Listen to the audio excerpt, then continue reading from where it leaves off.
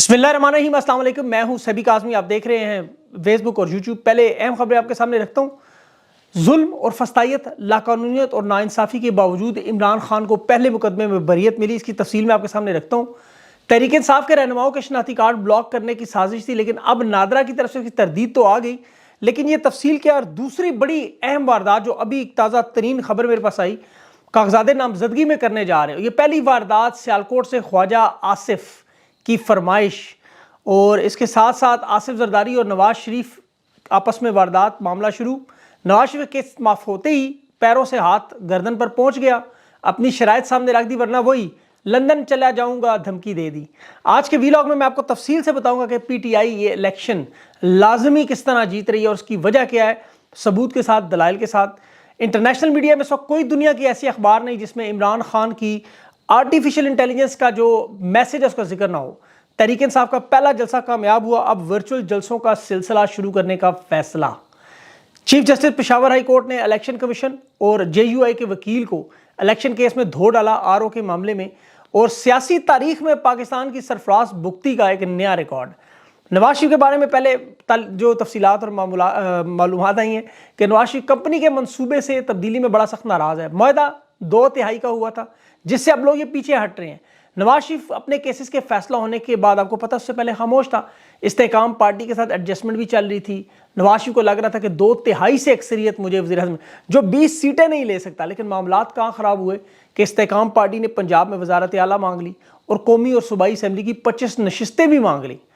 मामला ख़राब हो गया। बलोचिस्तान में आसिफ अली जरदारी को देना पड़ गया, और सिंध भी उसके पास पहले से। केपी में परवेज़ खट्टक और फजल रहमान है जिसका वोट ही नहीं है। कमज़ोर हुकूमत के साथ पंजाब में जहाँ इस्तेकाम को भी हिस्सा दें, वफाक में शहबाज शरीफ की हुकूमत की तरह जिस तरह वहाँ शामिल किए गए सारे लोग, इस तरह शहबाज शरीफ की तरह का वज़ीर-ए-आज़म नवाज शरीफ बनने पर तैयार नहीं।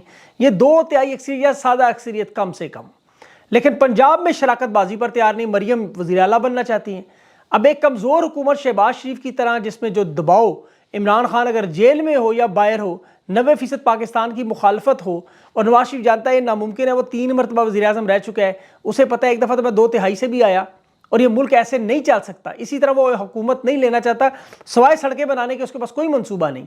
और इनकी मालूमात इस वक्त जो शदीद तरीन मुश्किलात है, ये तमाम मालूमात अब क्यों आ रही हैं कि आसिफ अली जरदारी बलोचिस्तान में हुकूमत बनाने के लिए बेताब है, और कंपनी के कुछ लोग उसका बड़ा साथ दे रहे हैं।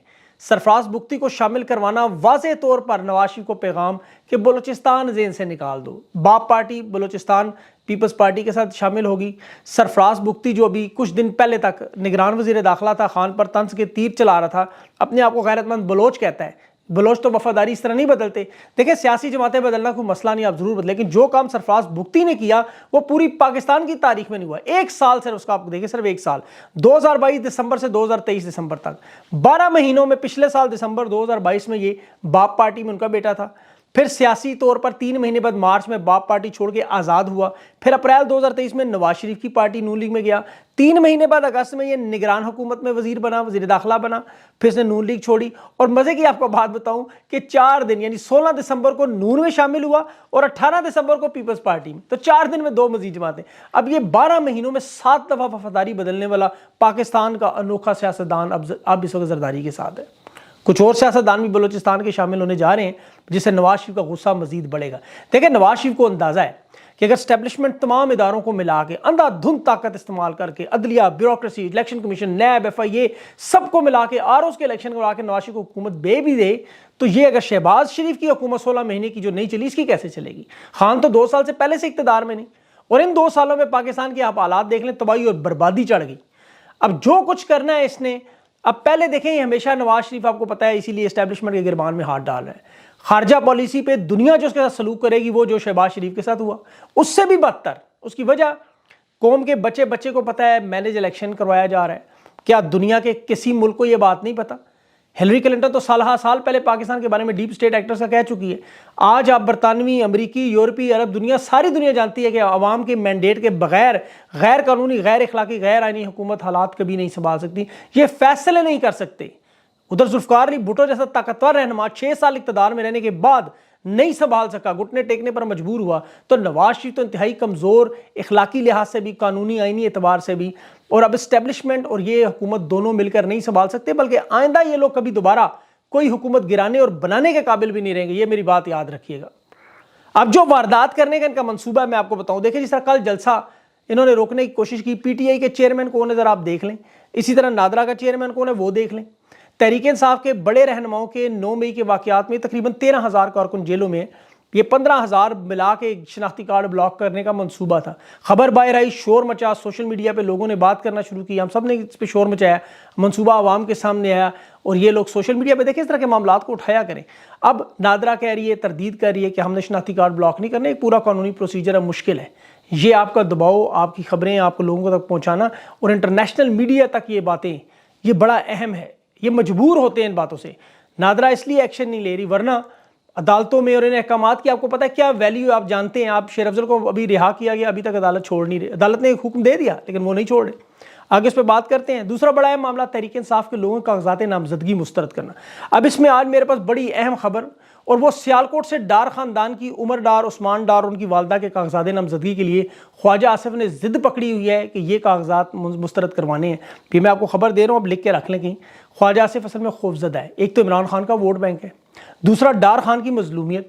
تحریک انصاف کو 3 نشستیں یہاں سے پکی ہیں، یاد رکھیں یہ پہلا حلقہ تھا جہاں جنرل باجوہ نے الیکشن بدلوایا، اور یہ پہلا گھر تھا جس پر 9 مئی کے بعد سب سے پہلے بڑا شدید حملہ، اور یہ اب پہلا گھر ہوگا جس کے کاغذات سب سے پہلے مسترد کیے جائیں گے۔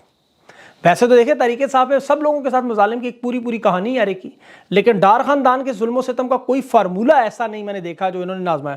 والدہ، بہنوں، بیوی کو مارا پیٹا لوہے کے راڈوں سے، اس کے بعد بڑے بھائی اس کے عامر ڈار کو اور 70 ملازمین کو ٹکٹکی پہ باندھ دیا، سارے گھر کی پراپرٹیاں سیل، آدھی رات کو خواتین کو گھروں سے نکالا، فیکٹریاں بند، آرڈر بند، مال بند، پلازے ان کے بلڈوزر پھیر دی پراپرٹی پہ۔ سیالکوٹ میں ڈار خاندان کی مظلومیت کی کہانی گھر گھر میں ایک بن چکی ہے۔ یہ کنفرم تحریک انصاف کی 3 نشستیں ہیں۔ خواجہ آصف سے شدید نفرت اور ظلم کے باوجود دیکھیں ڈار بھائیوں کی والدہ جو ہے وہ کہتی ہیں جان بھی چلی جائے خان کا ساتھ نہیں چھوڑیں گے، اسی لیے لوگ ان کے ساتھ ہیں۔ اب سب سے پہلے کاغذات نامزدگی خواجہ آصف ان کے مسترد کروائے گا ہر قیمت پر۔ عثمان ڈار کی والدہ کے کاغذات مسترد، اب دیکھیں خاتون، گھریلو خاتون جس کے کاغذات نامزدگی مسترد ہونے سے ہی پتہ لگ جائے کہ الیکشن فیئر ہے یا فری ہے، نہیں ہے، کیونکہ ان کے اوپر نہ کوئی رپورٹ، نہ کوئی پرچہ، نہ کچھ۔ اب لیکن انہوں نے اس کا حل رکھا ہوا ہے۔ اب پاکستان کے جو حالات ہیں اس کے الیکشن ہے، یہ 1970 میں یہی فضا، 1977 میں یہی فضا، ماضی میں بالکل میں آپ کو تفصیل سے بتاتا ہوں کہ ذوالفقار علی بھٹو نے 77 میں جو الیکشن کروائے اس وقت بھی 9 جماعتیں تھیں پاکستان قومی اتحاد بنا کر انتخابی میدان میں، جس طرح آج عمران خان کے خلاف 16 جماعتیں، یہ بھی پاکستان کی تاریخ کا ایک نیا ریکارڈ ہے کہ کسی ایک سیاسی رہنما کے خلاف اتنا بڑا اتحاد۔ 1970 کے الیکشن میں یہ کہا جاتا تھا کہ سجی سجائی دکان کوئی لوٹ کر لے گیا، اب یہاں پہ بھی یہی واردات کرنا چاہ رہے ہیں۔ اب لیکن یہ 2023 میں کامیاب نہیں ہو سکتی، اس کی وجہ میں آپ کو بتاؤں۔ الیکشن میں دیکھیں دھاندلی کے 3 طریقے، ایک انتخابات سے پہلے، ایک انتخابات کے دن اور ایک انتخابات کے بعد۔ نگران حکومت مردم شماری کے ذریعے جو صوبوں میں نشستیں ہیں آبادی کے تناسب سے مردم شماری، یہ پہلا ان کی واردات تھی، وہ سازش ناکام ہو چکی۔ اس کی وجہ انہوں نے حلقہ بندیاں کی، اپنے امیدوار دے کے، اپنے جوڑ توڑ کے جو لوگ تھے اب اس حساب سے پیپلز پارٹی کے، نون لیگ کے، استحکام کے کو اس حساب سے حلقے بنائیں گے۔ اب اچانک سیٹ ایڈجسٹمنٹ اور ان جماعتوں کے آپس کے اختلافات کی وجہ سے امیدوار بدل چکے ہیں، لیکن حلقے وہی ہیں۔ اب تحریک انصاف کے لیے فائدہ ہے کہ ان کا صرف ایک ہی امیدوار دیکھا جا رہا ہے، وہ ہے عمران خان، ٹکٹ جس کو مرضی ملے۔ تو یہ ان کی دھاندلی کی کوشش ناکام ہوگی کہ لوگ اب عمران خان کو ووٹ ڈالیں، امیدوار کو نہیں دیکھ رہے۔ دوسرا جو انہوں نے فارمولہ بنانے کی کوشش کی وہ ریٹرننگ افسران سے کاغذات مسترد کروانے کا، اور یہ سب سے بڑی واردات ہوتی ہے۔ تحریک انصاف نے اس میں کورنگ کینڈیڈیٹ ساتھ رکھے ہیں، ایسے لوگوں کو چناؤ جو کاغذات مسترد نہ ہو سکیں، اور اس امیدوار کے ساتھ، جیسے اب سیالکوٹ میں عمر ڈار اگر الیکشن لڑتا ہے تو اس کی بیوی کے بھی کاغذات ہیں، ساتھ اس کے کزن کے بھی، اب خاندان کے دیگر لوگوں کے بھی جمع کروائے جا رہے ہیں۔ مراد سعید کے گھر سے اسی طرح اس کے اہل خانہ، علی امین گنڈاپور کے گھر سے اس کے اہل خانہ، اعظم سواتی کے اہل خانہ، اور تو اور دیکھیں لطیف کھوسا صاحب کے 3 بیٹے ہیں، رات انہوں نے خود میرے پروگرام میں تینوں کے کاغذات جمع ہوں گے، جو بہت بڑا ایڈوانٹیج ہے تحریک انصاف کو، کیونکہ ان کی سیاست اب حلقے کی سیاست نہیں ہے۔ مراد سعید کراچی سے الیکشن لڑے یا لاہور سے لڑے یا بلوچستان سے لڑے، وہ تینوں جگہ سے جیتے گا، اس لیے ان کا منصوبہ کامیاب نہیں ہو سکتا۔ اب ان کا اگلا جو طریقہ واردات ہے وہ الیکشن کے دن دھاندلی کرنا، انتخابات کے دن پولنگ بوتھ پر ایک قبضہ کر لیتے تھے ماضی میں، اثر و رسوخ رکھنے والے وڈیرے طاقتور لوگ قبضہ کر کے اندر ووٹ بدلے۔ اب یہ زیادہ سے زیادہ 5 یا 10% پولنگ سٹیشنوں پر تو ہو سکتا ہے، ماضی میں 5 یا 10 سے نتیجہ بدل جاتا تھا، لیکن اب معاملہ جو ہے وہ 90% کا، آپ لوگ خود جانتے ہیں، پورا پاکستان جانتا ہے یہ ناممکن ہے۔ ووٹوں کی گنتی آپ کو یاد ہوگا ظفر اللہ جمالی یہ الیکشن میں انہوں نے جب وہ جیتا تو اس کے بعد 30,000 کی گنتی میں انہوں نے 25,000 ووٹ مسترد کر دیے۔ لیکن یہاں ایک مرتبہ پھر یاد رکھیں کہ مسترد ووٹوں کا بھی ایک خاص تناسب ہے. 100 ووٹ پڑے ہیں تو اب 90 مسترد کر کے 10 ووٹوں پر اس بندے کو نہیں جتوا سکتے. اب 1977 کیونکہ یہ قانون ہے, اب 1977 کے الیکشن میں آپ دیکھیں اس میں بھی ذوالفقار علی بھٹو وہ الیکشن بڑے آرام سے جیت سکتا تھا, 6 سال سے حکومت میں تھا, لیکن 2/3 اکثریت حاصل کرنے کا جنون تھا. 200 میں سے 155 نشستیں لیں. اس کا نتیجہ کیا نکلا؟ 9 رکنی اتحاد نے بائیکاٹ کیا احتجاج کا راستہ اور خون ریزی شروع ہوئی. بھٹو نے گھٹنے ٹیک دیے اور پھر اسی دن حکومت اور حزب اختلاف کے جب دوبارہ انتخابات پر معاہدہ ہونا تھا 5 جولائی کو ضیاء الحق نے مارشل لا لگا دیا. آج نواز شریف اپنی ذاتی نشست جیتنے کی پوزیشن میں نہیں اور وہ باتیں کر رہا ہے 2/3 اکثریت کی. ملک میں عمران خان کا اثر کم کرنے کے لیے انہیں پھر قربانی دینی پڑی ہوگی جس طرح ذوالفقار علی بھٹو کی تھی. اب نواز شریف کی باری ہے. 77 سے پہلے جو الیکشن ہوئے اس میں مشرقی پاکستان بھی ٹوٹا تھا, عوامی لیگ بھی موجود تھی اور اس وقت اسٹیبلش کا منصوبہ یہی تھا کہ تحریک انصاف کو جس طرح آج 40-50 نشستیں دے دیں اس طرح عوامی لیگ کو بھی 50 نشستوں تک محدود کر دیں. لیکن ہوا کیا کہ اس وقت تمام ایجنسیوں کی رپورٹ تھی کہ گراؤنڈ پر جماعت اسلامی اور مسلم لیگ جیت رہی ہیں, یہ عوام میں مقبول ہیں, جس طرح آج نواز شریف کو بتایا جاتا تھا. اب یہ لوگ دعوے کرتے رہے, نتیجہ کیا جب آیا تو وہ عوامی لیگ 162 میں سے 160 لے گی اور 2 بھی انہوں نے خود چھوڑی نشستیں. اب الیکشن سے پہلے انہوں نے امیدوار اٹھائے, ان کے گھروں میں وہ بھیجتے تھے, گولیاں بھیجتے تھے, کفن بھیجتے تھے. اسد عمر کا جو والد ہے زبیر عمر کا, جنرل عمر, اس سے پیسے تقسیم کرواتے رہے. وہاں پر بہت سے لوگ ڈر کے پیچھے ہٹ گئے, کچھ نے پیسے پکڑ لیے, جو رہ گئے وہ وکلا اور اساتذہ وہ سارے کے سارے ہی جیت گئے. تو یہی ہونا ہے تحریک انصاف کا بھی.